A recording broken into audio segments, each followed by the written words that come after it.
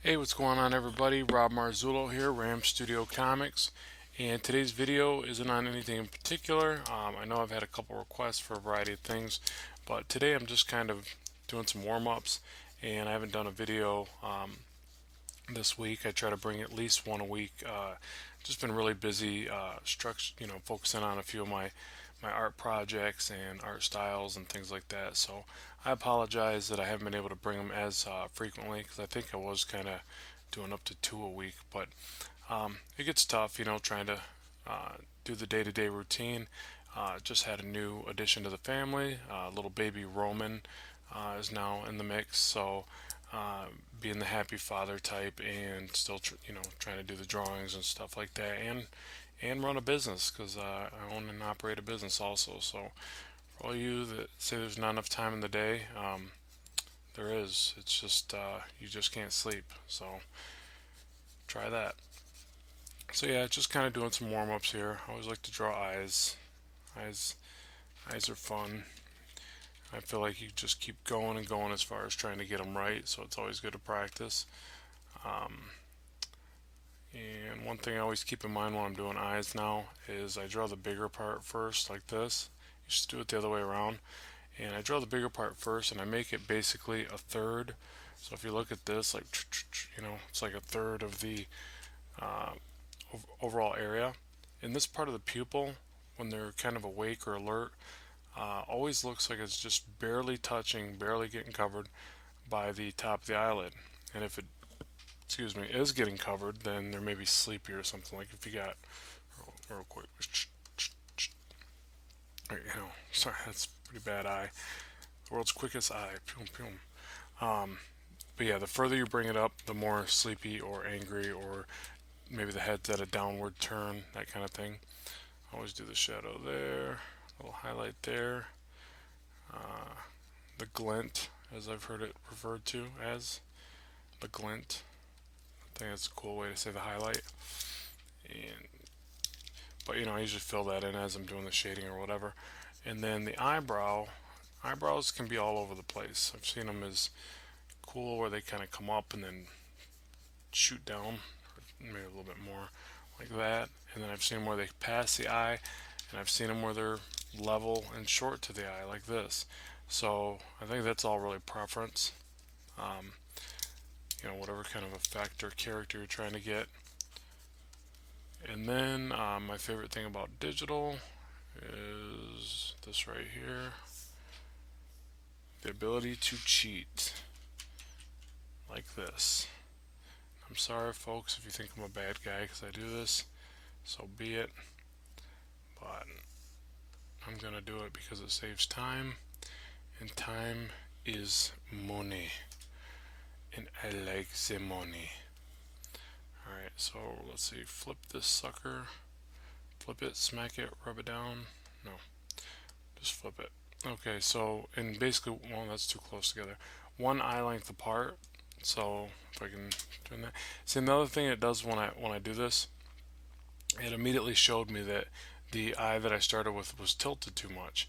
So I kind of like doing that because if I would have just drew the other side, I would have balanced it out and tried to kind of auto correct in my mind or whatever. And this immediately tells me that my symmetry was off. So what you can do now, I wonder if rulers control R. Yep, but I can't drag a ruler. I'm so used to Photoshop where you can do that. Huh. What else can I do? Un momento here while I try to figure out a workaround to that. I guess I can just take one of these deals here, grab myself a straight line. Yeah, that's fine. I'll do that on a different layer because this is just sketching, but I might as well try to keep it the way I would really do it. Okay, so I grab those eyes and Control T. Yep, and that's pretty much any software now. I've noticed they've all kind of went to that, except for Sketchbook. I use that one too, and that one actually doesn't use the Control T thing. I wish it did. Okay, so now you can see that that's probably a little bit more aligned with the way a traditional eye would be, and it shows how this one's a little more tilted. And which you can have a little bit of off from side to side. Nobody has perfect symmetry. If you look at like even top models and stuff like that, and you study their faces, they don't have perfect symmetry, and that's a good thing. There's beauty in those little delicate differences. So don't keep in mind that you don't have to make it identical side to side. For this one, I will, just because, or somewhat because I can. It's easy enough to do, and I'm trying to not focus so much on those. I wanted those to look good, and then I can immediately go to the next part. But I was trying to show you how, yeah, I did kind of cheat by copying and moving that eye over, but by the time I ink this and do my thing, it's gonna have its own little small indifferences anyway. So it's really not that big of a deal. So use that when you can to at least kind of check your work. You know, even if you wanted to just loosely sketch one, throw it over the other side, get it to where it looks right, and then draw over top, and bam, you got your freehand look over top. You just used the computer as a tool, and it helped you, get to where you wanted to go a little bit sooner. So there's nothing wrong with that. So yeah, just kind of sketch that out. Let's see, a smile. Another little fun fact for you. Usually the smile is right around anywhere from, depending, everybody's smile is different, and the extent of the smile based on how intense they're smiling. It goes anywhere from the pupil to the tear duct. I don't know what this little point thing is, but so if you take and go from here to here, it's going to look like some teardrops. Actually, let me put that on my lines layer again. So if we go from here to here, straight down, there to there, and then from there to there. Oh, look at that. My nose is off too. That's the other thing. The nose is generally between these 2 points of the eyes. So obviously I'm off right there. So I found another mistake. Fix that. But yeah, so now, and even the mouth's off because what was I doing? I was going off the nose, so I was already off trajectory, and it was going to extend. So yeah, so now I use these guides a little bit more, and I'll get the mouth filled in there. There was something else I was thinking about, and I lost it. So let me jump over to the other layer again now and fix some of this stuff.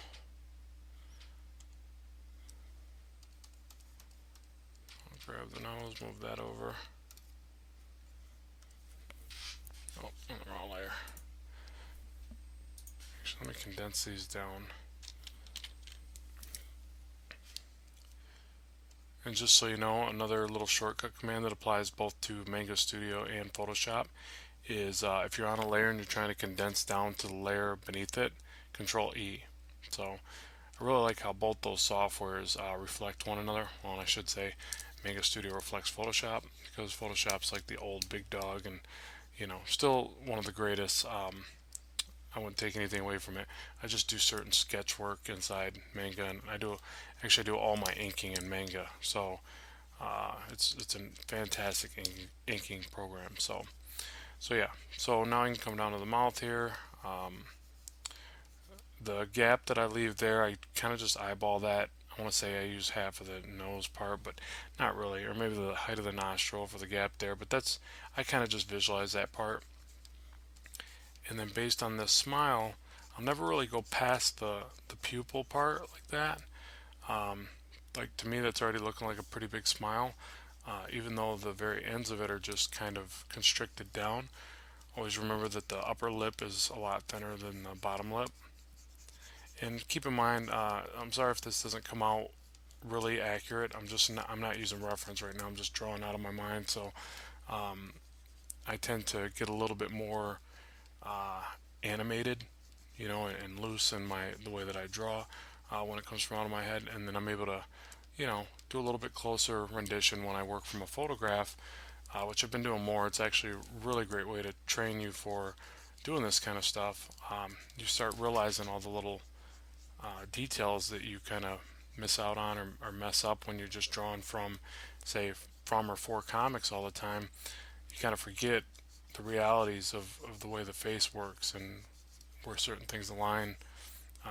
Because animated drawing is like big eyes, big lips, perfectly round head or whatever. You know, it's just it gets a little bit skewed from what's really there. So yeah, the bottom lip should be heavier.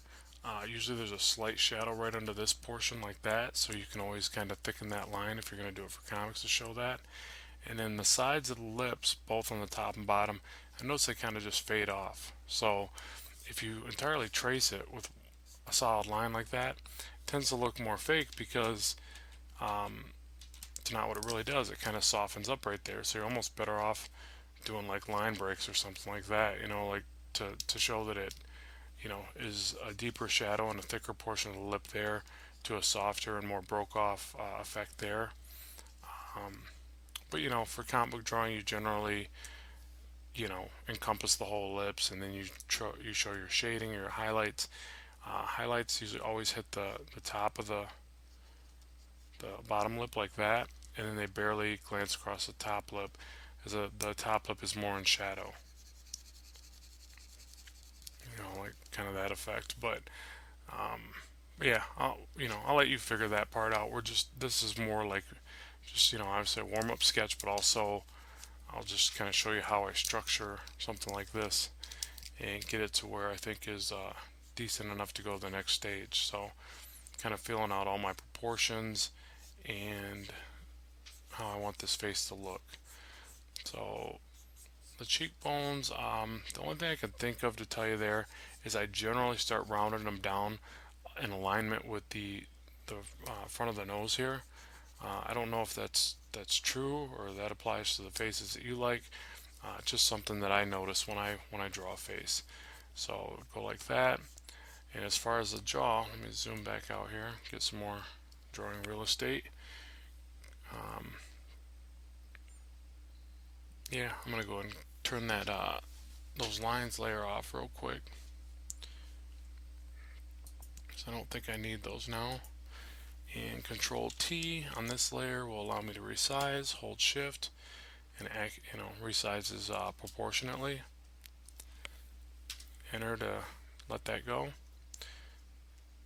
And again, keep in mind, I'm just saying that because that applies to the two main softwares that I use, which are Photoshop and that Manga Studio thingamajig. So, alright, so now the chin, the thing that I always keep an eye on when I'm doing the chin, I should have my center line on here just to know that I'm keeping it straight, but I round it with the same width as about the nose. And again, that's not always going to hold true for every character, just something that I notice on certain faces.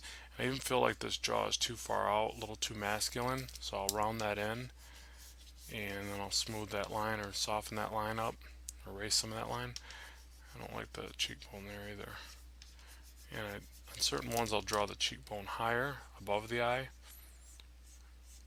and just kind of do this. Let's see how that looks. Not digging that. And I think it's because I actually made the jaw come in too soon. Like it needs to be a little bit more broad. Let's try again. Let's try a wider jaw, but then bring it in shallow here. So it's squared off, brings in shallow, and we'll make the chin less protruding. Make the chin protrude less. I don't know if I said that right. Yeah, see, that looks a little bit better to me. I don't know, maybe I'm just weird that way. And I'm going to go ahead and probably cheat one more time. Since this is a straight on shot, and I can do that, I'm going to erase this line like so. I'm going to select around this cheek line. You're probably asking me like, Rob, why would you could just draw that line. Yes, I could. But I could also do this, and it's insanely fast, and my symmetry will be a lot closer. Oh, if I can do it right. Control C, Control V, that's copy and paste in any other world. Let me see what I'm doing wrong here. It's because I had the move tool selected. Control C, Control V, there we go. You see it darken up just a hair to know that you did it right, and then you got to make sure that you get back on this move tool here and bring it over. Just so you know, that portion is different in the way that Photoshop does it, but not by much. so much where it's impossible to figure out. Transform, flip horizontally. Now I can move this over. I'll use the chin as kind of my anchor point. Hit enter. Control D is deselect in any drawing application, almost all of them. And I'm just a little bit too far over, and I think that's still on its own layer, so let me try to, yeah, scoot that over. In the width of the space next to the eye, I don't really have a measurement for that. I don't know if you wanted to make it equivalent to one of these eyes or something. I don't really, like I said, I really don't have a measurement for that. I just kind of eye that one. That looks close enough to me. And again, to merge that layer down, Control E, and I should be back to one layer. Try to move that sucker and see. Yep, there we go. And size it back down again to give myself more room. Alright, so now the fun part is the hair. Generally what I'll do for hair is, I'm going to give her a neck here, a little skinny comic booky neck.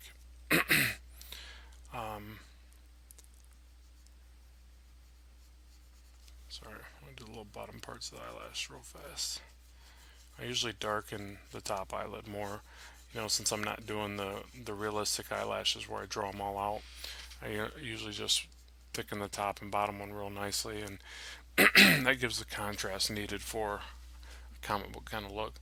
But yeah, now the hair, I usually put that on a separate layer, and so now it just gives me a little bit more free-flowing, ability to draw it and have fun with it, not think like I'm maybe ruining my drawing or I got to do so much erasing or something like that.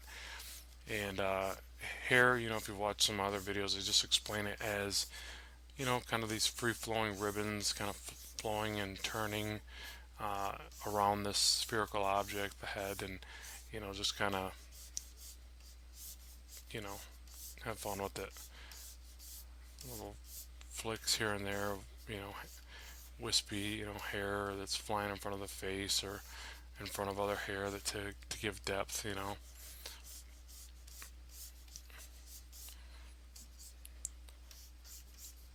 And this will be like my first, stage of how I would create the hair, and then I could take it from there and add some shadow and figure out what shading method I'm going to use and the kind of highlights and stuff like that. But that's really all I do right there to initially get the hair.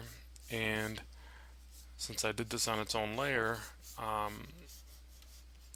can work with it a lot easier and figure out how I want this thing to go. And if I didn't like it, it didn't damage the layer at all. I can just take that on and off and go on to the next step.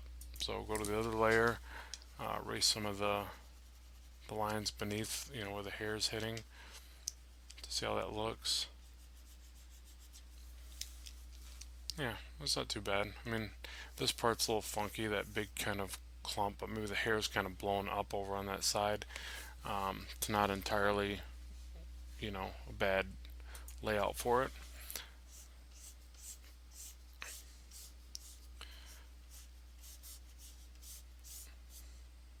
And that neck is actually still just a little bit wide as far as comic book standards go.